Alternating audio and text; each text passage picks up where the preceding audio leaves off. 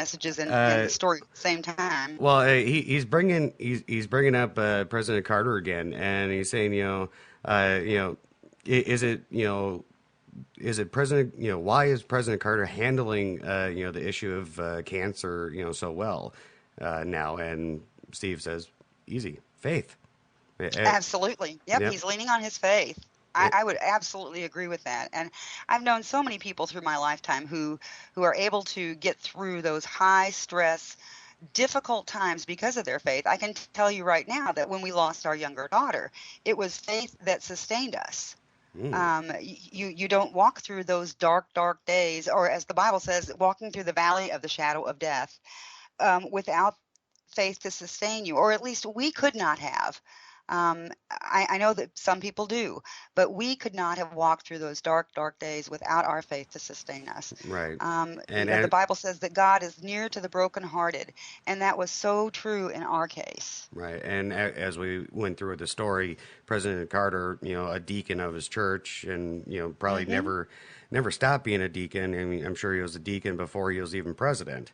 Yes, he So was. that it's nice to see that a man of God got into the White House, and then afterwards, you know still was a man of God. It That was part of Jimmy Carter has never changed. He has right. always been a man of faith, and being a politician, that never changed. And I think that's why so many of us have been able to respect Jimmy Carter, regardless of where he came down politically. We always knew he was a man of faith. Now, apparently, Steve is saying that his family and him met President Carter in Guyana, and That's right, they did. That's they even exactly have a right. picture with him too. Uh-huh. That's exactly right. He came there to, I think, do some charity work for the Habitat um, work. And Isaiah was just a toddler then. They're now senior in high school, was just a toddler then. And their room was, I believe, either directly beside the president's or directly across the hall. And so the Deloches had to have security clearance. Um, and I think he chased around all over the floor, Isaiah did, and the president met Isaiah and the Deloches, and they had a couple of really good conversations. I think that was a sweet time for them with the Right. president. Yeah, Hmm. and Steve puts it so elegantly here, and I was about to say something along the same lines as even though he didn't care for his politics, and I wasn't exactly around during the Carter administration, so I don't. You're such a child. Hey, come on! I started in the Reagan administration. What can I say?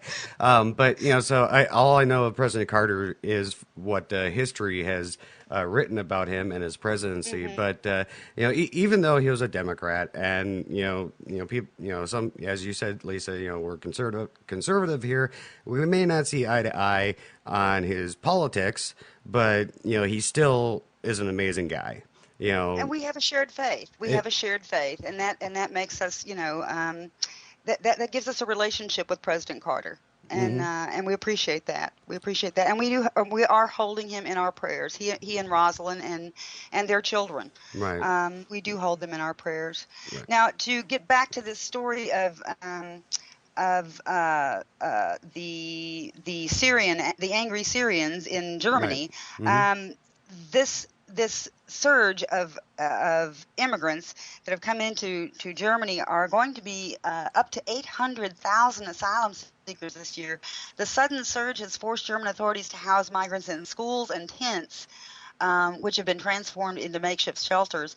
It says the local officials have repeatedly raised concerns about overcrowding, saying they were unable to cope with the accelerating demand. The state premier for Thuringia in central Germany believes different ethnic groups should be separated in refugee homes to prevent such violence erupting again. The pictures of this assault that happened were absolutely horrific. They destroyed the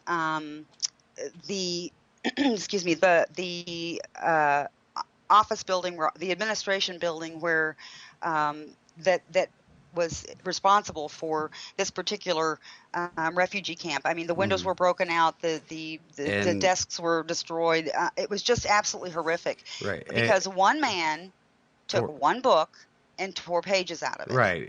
Yeah. All because someone tore pages out of the Quran and put it in the toilet, and Correct. which if this was if this was the Holy Bible and he tore pages out of it and put it in the toilet, you wouldn't see Christians gathering a Right. mob and and doing whatever. Right. We would shake our heads and think, what a sad man. I mean, Yeah. what a Yeah. shame that Yeah. someone would be so disrespectful of the Bible. Turn the other But we cheek. don't grab our pitchforks and our torches and go and destroy a town. Right. I don't understand the mentality, and I never will. Obviously, I never will. Right. Well, Europe's and biggest economy has become the top destination for those fleeing war and persecution in the Middle East. Berlin now expects to receive 800,000 asylum seekers this year, four times more than 2014. ooh. Four times more than last year. Yeah, and That's just astonishing. they can't even handle the inflow of asylum seekers at right now, and now Right. 800,000 more coming.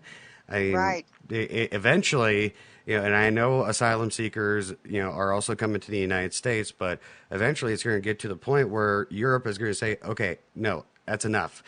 We can't take anymore. Go to the United States. Well, and I think that that's happening to some degree already, Right. and that's why we're already seeing some of that here. Now, the next report is one that I just was jumping up and down about. Yeah, The same here. If you don't mind, Lisa, do you mind if I do this one? Take it. You go Okay, ahead. I love Absolutely. this one. Now, apparently, a new report came out showing the number of concealed carry permits are up, which has resulted in the murder rate going down. Imagine that. Now, Imagine that. exactly. Now, apparently, the number of concealed carry handgun permits has skyrocketed since President Obama was first elected, while the murder rate has fallen, according to a new report released on Wednesday. Now, this is according to the Washington Times. Now, since 2007, the number of concealed carry handgun permits has soared from 4.6 million to over 12.8 million, and the murder rates have fallen from 5.6 killings per 100,000 people to just 4.2, about a 25% drop, according to the report from the Crime Prevention Research Center. And the number of permits issued is increasing faster every year. Over That's one, just amazing to me. well, and to me, it's like it's a no-brainer. But Right. now, over 1.7 million new permits were issued last year, and that which is a 15.4% increase over 2013, the largest such single-year jump ever, according to the report from the center, led by President John R. Lott and Research Director John E. Whitney. Now, the number of concealed carriers is likely even higher since permits are not required in 8 states, which I would love to move to any of those 8 states. Now, gun right advocates say that the findings in the report fall in line with their personal experience and research and directly refute the liberal argument that more guns lead to more violence. And we see that, when we look at Chicago and New York City or Detroit.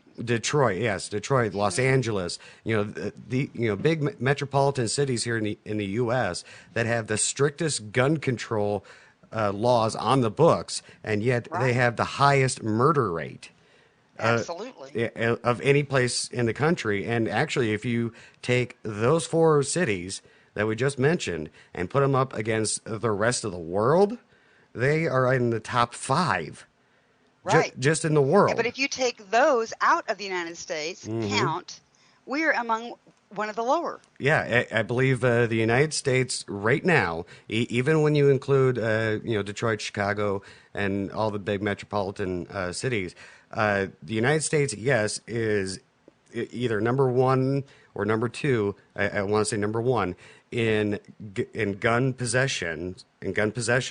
But when it comes to gun violence, it is I believe it's 120, 125, something like that.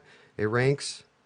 I'm not sure, but I think it's interesting because this report says it puts the light of the myth promulgated by anti-gun individuals that somehow more law-abiding citizens carrying guns will lead to more crime. In fact, quite the opposite is the case. Larry Keene, Senior Vice President and General Counsel for the National Shooting Sports Foundation.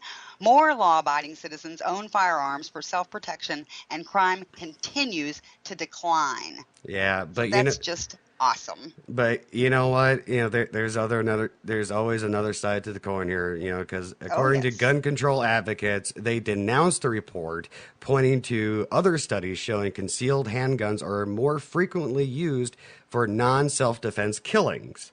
Huh? Yes. Last I checked, a gang member didn't have a concealed carry. But anyways, concealed carry. Here's a quote here. Concealed carry killers are a threat to public safety.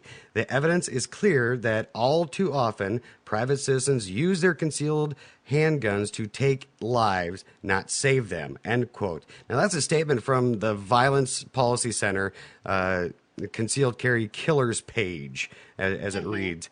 Now, to me, that the logic doesn't make sense. But according to the center, there have been 561 incidents in 36 states and the District of Columbia involving concealed handguns that have resulted in 743 deaths.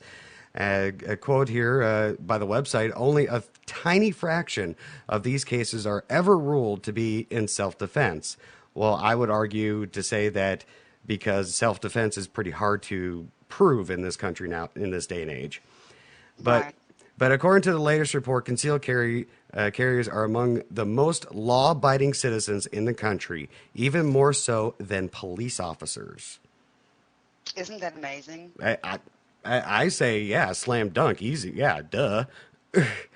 I know there's more to the story, and I know we gotta kind of keep going here, but when it comes to going to stores or whatever, and they have these big white signs that say guns prohibited on this ground. To me, that is like a neon sign that says please rob us.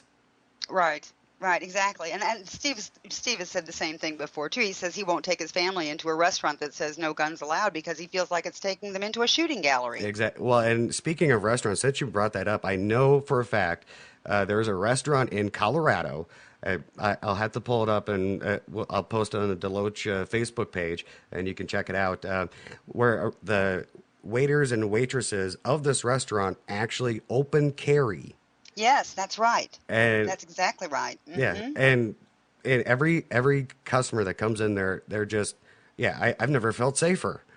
Well, I'm going to jump to the end of this story because we are almost ready to go to break. But one of the things that this report said is that one of the highest incidences now of concealed carry is going up in the black community among black women who want to be protected in their own neighborhoods. And it said that the report found that women and minority populations are getting more and more permits than white men, the most commonly stereotyped gun owners, and that since 2007, permits for women have increased by 270% and for men by 156%. It said that black females are the fastest growing concealed handgun permit group, increasing 3.44 times faster than white females.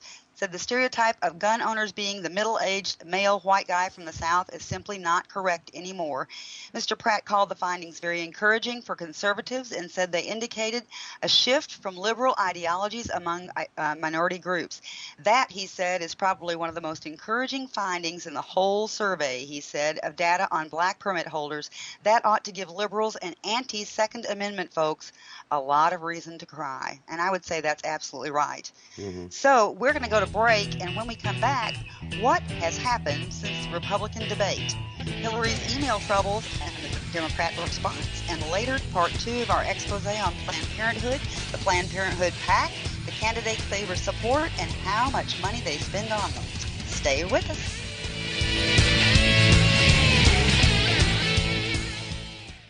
How many of you know the 16 words in President Bush's State of the Union address that led us to war? How many know my wife's name?